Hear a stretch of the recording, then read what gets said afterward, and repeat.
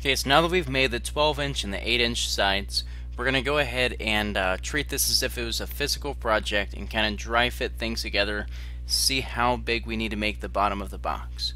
Okay, so the easiest way to do this is to open up a new assembly file. So click the drop down next to new, select assembly, and click place, select your 8-inch side, and click open. And it's going to look really zoomed in, but click somewhere on your screen and everything will zoom back out. And click a second time somewhere else on the screen, because there's both a front and a back to this. And there's still going to be a ghost of another piece. Let's just ignore that and select place again. Click on your 12-inch side and click open.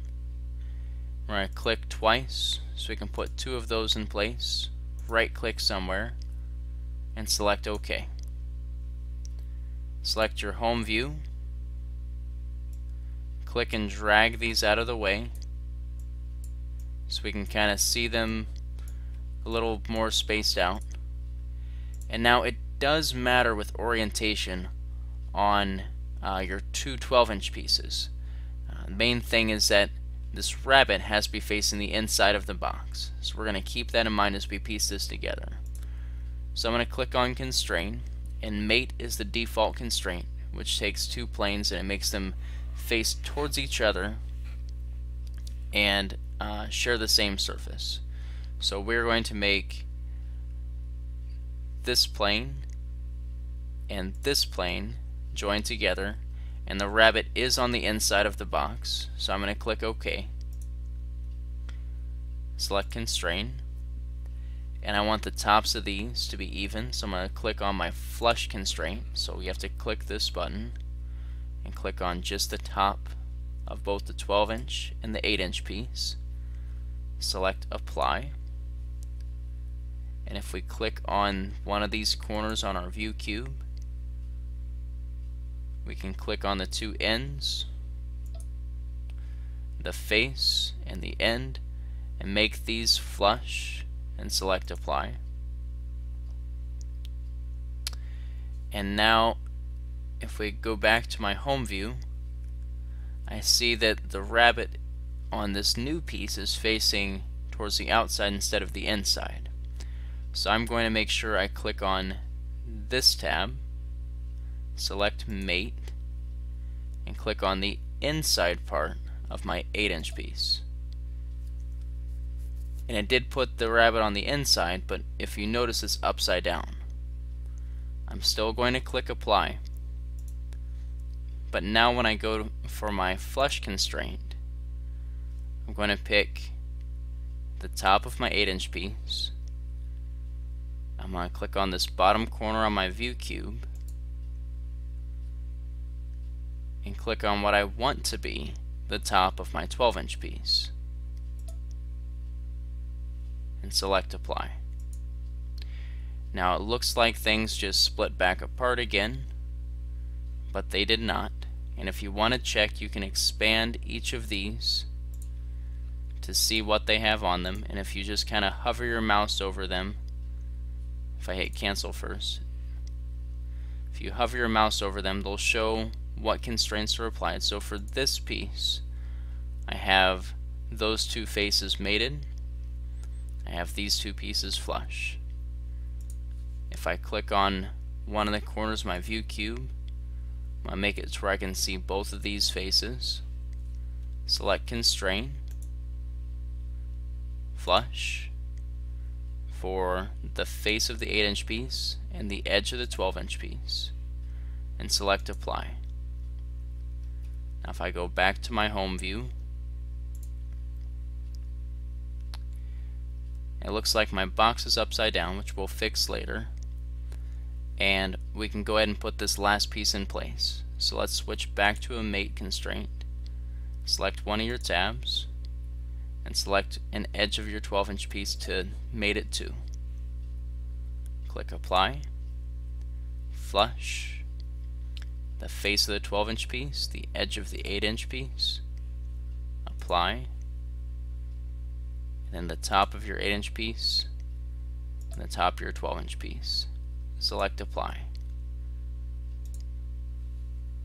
Now when you click on Home, if this is upside down for you like it is for me, click on your front view, rotate it twice, right click on this face, and set current view as front. Click on this top corner, top right corner, so it should say top, front, right. Right click on the cube again and set the current view as home, fit to view. So now when I click on the house button, the home button, it's going to bring this all into view and it's going to be oriented the correct direction. Now that we have that all fixed, let's look at the bottom of this box. So I'm going to select front and then flip it so I can see the bottom.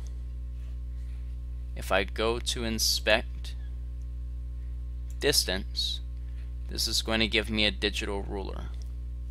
And I can pick two pieces on here. For example, where this line is, that's where my rabbit is, to the line of my other rabbit, it says is 7.5 inches. And that makes sense because from this edge to this edge, we said is 8 inches. This is an 8-inch piece. We're taking off a quarter from each side. So a quarter and a quarter is a half, and 8 minus a half is 7.5.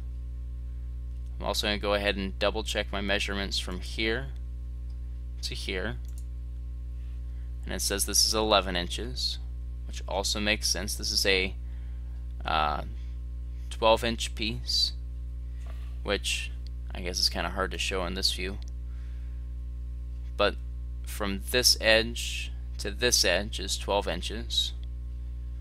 And we said this is a half and this is a half. 2 halves makes 1, so this inside part should be 11 inches. So for my bottom piece, it's going to be 7.5 by 11 inches and a 1/2 inch thick.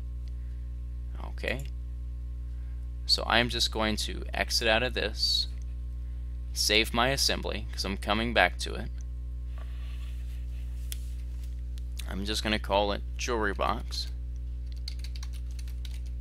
There's no need to save it as jewelry box sides or anything like that because eventually all of the parts will be assembled in this file. So we're just going to call it jewelry box because that's what it is. Select save. Let's go to new, part, 2D sketch, select one of your planes, select rectangle, click on your origin, click to the top right of it, click dimension, click your vertical line, and click to the left of your vertical line. We said this is going to be 7.5 inches and that this width is going to be 11 inches. Finish your sketch, select extrude, and change your distance to 0.5 and click OK. Select the home view of your view cube, and I'm going to change this from generic back into a wood cherry. I click save and call this bottom.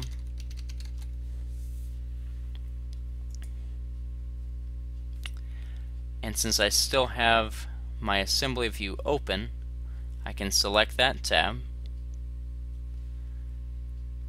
look at the bottom of my box, go to assemble, place, bottom, open, click somewhere to set it in the drawing, right click, select OK, and now I'm going to assemble this into here. I'm going to click on Constrain.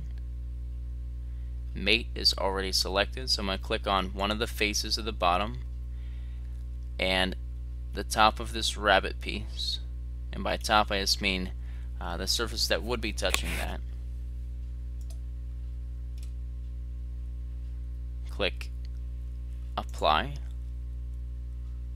And now I want the edge of this.